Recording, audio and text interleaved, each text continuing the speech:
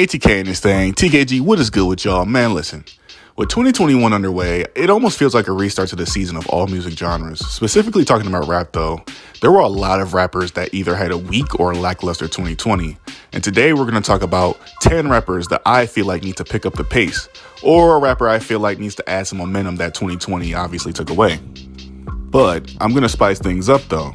I'm going to be talking about 5 men and 5 women respectively. Equal rights. So with all that being said, let's hop right on into this list, TKG. To start this list off, I had to go with Tierrawack.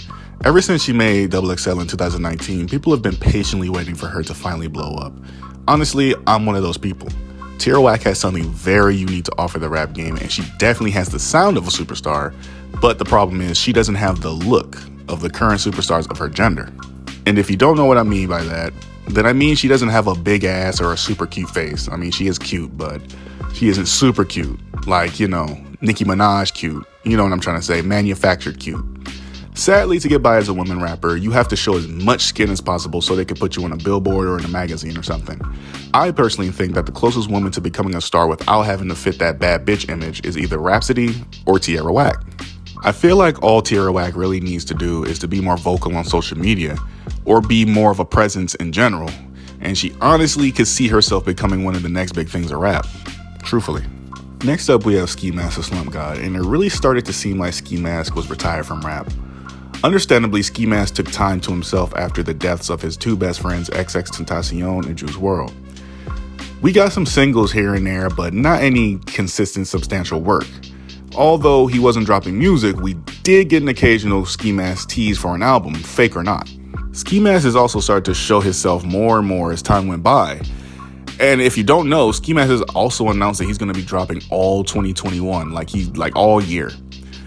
Although he's got people happy, he's actually got me feeling a little cautious. I'm not going to lie. 2018 was the year Ski Mask undoubtedly took over. He dropped a really, really good EP, and he dropped one of the best albums of that year. And I was honestly starting to believe that he'd do the same thing in 2019, but y'all already know he needed to sit the year out because he had lost his longtime best friend in XXXTentacion. And a lot of us had been actually thinking that he'd be good and ready for 2020, but he lost Juice WRLD, another good friend of his. Once again, he had to sit out another year, but it truly seems like he's ready to take over 2021. He's been much more vibrant, much more open on social media. He's been showing himself a lot more, like I said. And I mean, if Ski Mask isn't a hitmaker this year, I fear he may not be the same ever again. This might be the redemption year for Mask The Slump God. Next up, we have Megan Thee Stallion. And man, I gave Megan Thee Stallion so much praise to start off 2020. I even went as far as to say that she was the best female rapper in the game. And it only really took me 2 months to regret that statement. I realized that Megan Thee Stallion was probably the most repetitive rapper in the game. Her lyricism is mediocre and is only as good as her gimmick allows her to be. 2019 was the year that Megan Thee Stallion blew up and everyone thought that she had something to offer the rap game. Well, she doesn't. And 2020, she wound up becoming an even bigger superstar, with media outlets going as far as to say she's the best rapper, but is she really? And the sad part about all the praise she's been getting is the controversy that surrounds it. Megan allegedly had been shot by Tory Lanez, and the world has been painting Megan as this victim and this survivor. And Tory Lanez has been the villain and this charlatan. Oh, he's a bad guy. Well, the truth has been lingering, and both Tory Lanez and Megan Thee Stallion have been dropping albums surrounding the situation. I personally didn't like either of the albums, but they drew tons of buzz, so they both wound up selling a lot. Megan sold just about 100,000, which actually in all retrospect is not as big as most thought she could gain. She's the best rapper. She's the best female rapper. And yet she can only sell just about as much as a fucking Kids Bop album, apparently. The best rapper should appeal the most dominant or the most, unstoppable, or is just doing something better than everyone else. Yet Megan isn't either of those things. This year, she needs to be one of the bigger artists in the game without clout or drama surrounding her. She needs to not use feminism as a crutch to sell to women. She needs to rely more on her talent and not on her ass and titties. Quite frankly, she needs to do something different because Megan is quickly starting to lose her fan base. The hotties are quickly starting to become the naughties. That was lame. Moving on. Next up, we have Joyner Lucas. And man, look. Joyner is boring. I'm not even against the things Joyner does or says. He's legitimately a good rapper, damn near a great rapper. But last year, he proved how unengaging he actually is. He isn't bad at rapping, though. That's the thing. Joyner is just filled with sob stories and drama in his music that it sounds like you're listening to some old head telling the kids how hard life really can be. And gimmicks do exist. And Joyner has the "I ain't never had an easy life" gimmick. Honestly, that flew by us all when he dropped "I'm Not Racist." Everyone gave Joyner praise and said that people should be listening to his music instead of the Lil Pumps or the 6ix9ines of the world. Well, that didn't age well for all three of them guys, but Joyner wound up dropping one of the worst albums of 2020, and honestly, I wasn't surprised that happened. Like I've said before with Megan, repetitive material will have people turning their backs on you fast. Just like Megan though, I fear Joyner cannot rap about anything else in any different way. And in 2021, he really needs to show us his versatility, and he actually needs to drop little to nothing, actually. The reason Joyner came off like such a hidden gem was because he dropped singles occasionally for about 3 years. So this time around, I think Joyner should just, be on a revenge tour. Like what Eminem does just about every year, only he has a purpose for it. Next up, we got Rico Nasty. And Rico Nasty is so underrated and so overlooked. Yeah, see, that's the problem. She's still getting the same treatment she's been getting for years. At this point, she's either overlooked or she just isn't as good as everyone claims she is. I'm someone who has been a fan of Rico's for years now, and yet it seems like her best is only enough to get her name dropped by bigger rappers. As relatable as she is to her fans, why is it that Rico Nasty has yet to even make a hit or even come close to that achievement? Like, people have been calling her underrated for like 3 years, and she's actually been dropping music nonstop since 2017. So she gets on XXL, and it honestly did nothing for her. She got treated the exact same, even before and after she got put on there. But this year needs to be different. She needs to be in the conversation for best album dropped, or best song dropped, or most importantly, the best rapper. Like, not just a good female rapper, but the best. Make a hit, make an anthem, like do something substantial this year. Don't just be a name, like be the name. Like, people should say Rico Nasty and then associate that name with Megan Thee Stallion and Doja Cat and Nicki Minaj amongst their greatness, their success. Alas, she gets mentioned amongst the rappers like Little Sims and Rhapsody and No Name and such. Rappers who should be on but aren't. And honestly, I think I stand for all fans when I say we're tired of that. We want her to be successful finally. This year, she needs that.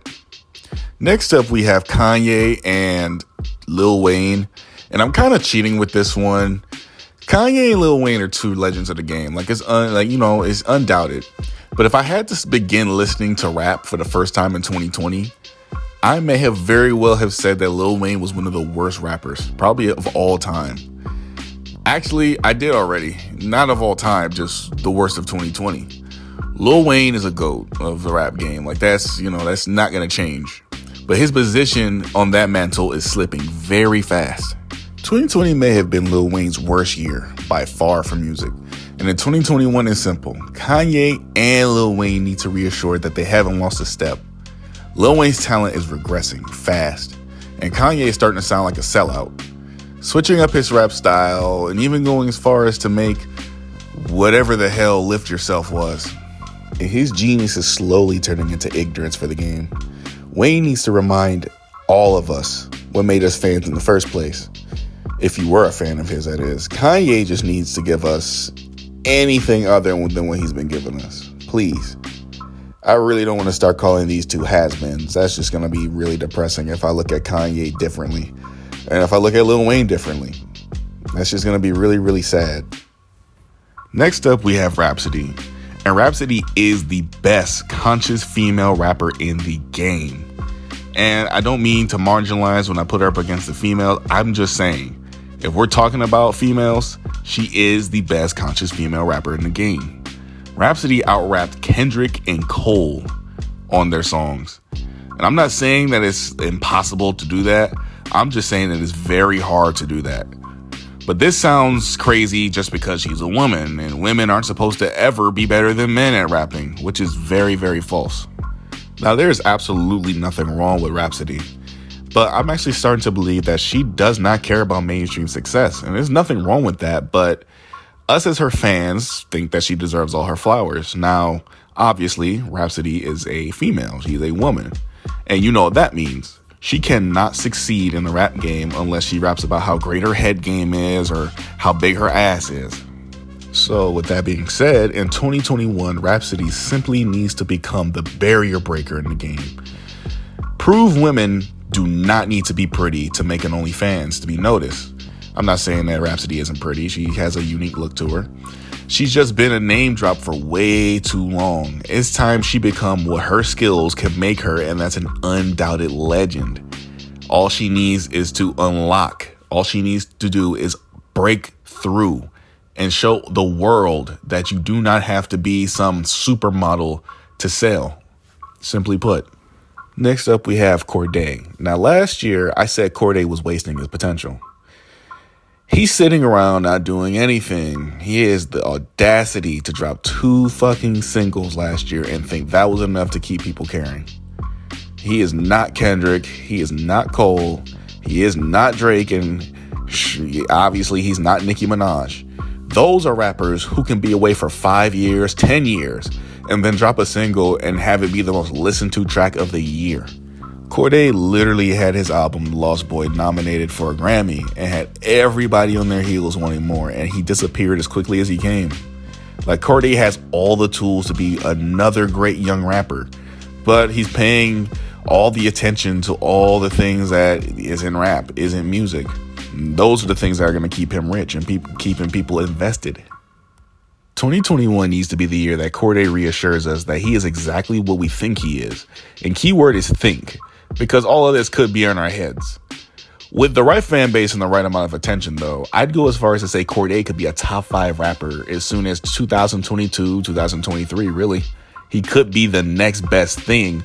He just needs to assure us that we are giving him the right amount of attention and putting our chips all on the table on the right guy.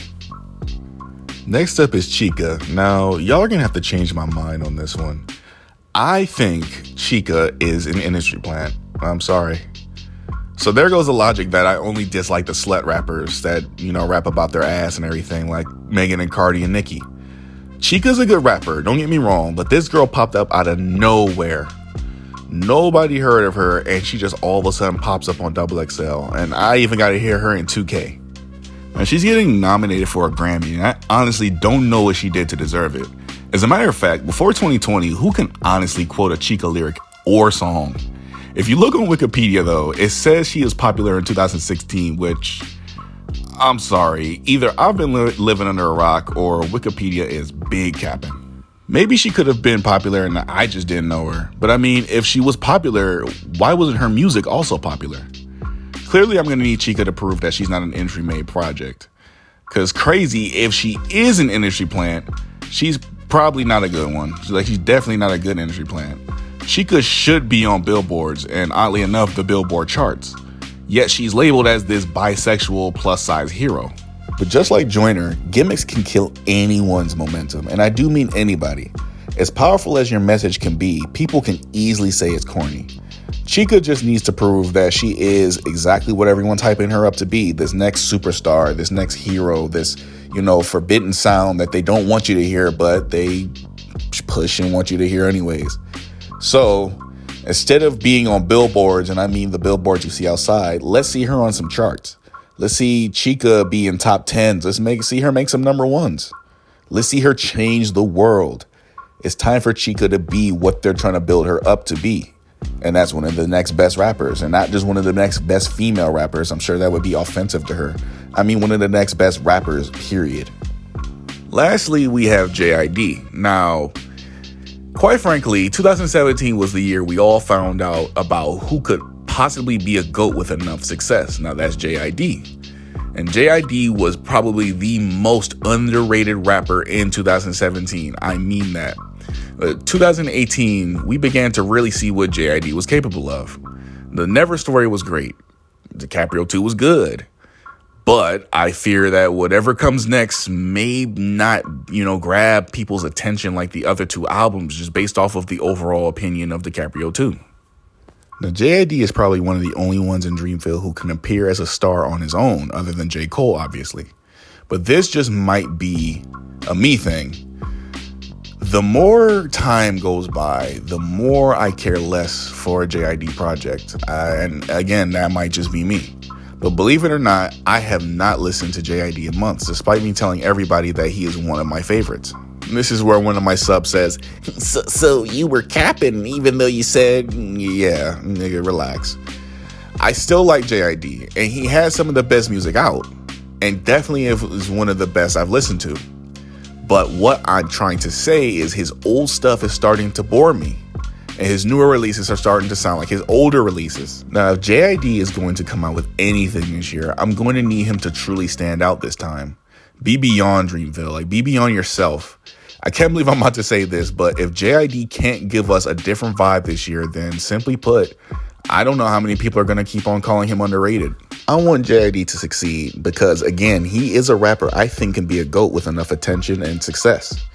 He just needs to live up to the standard he set for himself and stop playing games. If I can quote J. Cole right fast, he once said, JID the closest thing to me. Now, lyrically, sure, but success-wise, hell no. It's not even in the same ballpark. And honestly, I want that to change. I want JID to be successful. I want him to be one of the next best. So, show us what you got, man. But that is all I have for you today, TKG. Of course, if you like the video, go ahead and like it. Go ahead and share the video on Twitter, Instagram. Of course, if you're going to do that, you might as well go ahead and give me a follow. The social medias will be in the description box below, along with the Twitch if you want to go ahead and listen to some bangers or some trash with me and TKG. Of course, if you like this content, go ahead and give me a subscribe. Go ahead and hit the post notification bell if you want to see some more dope or mid or God forbid trash content like this. Once again, hit your screen and bless your ears. But of course, you already know what time it is, guys. Vibe. Have a good time. And I am All the Culture, y'all. I will see y'all later. Peace out. Coming in. Yeah. Flex.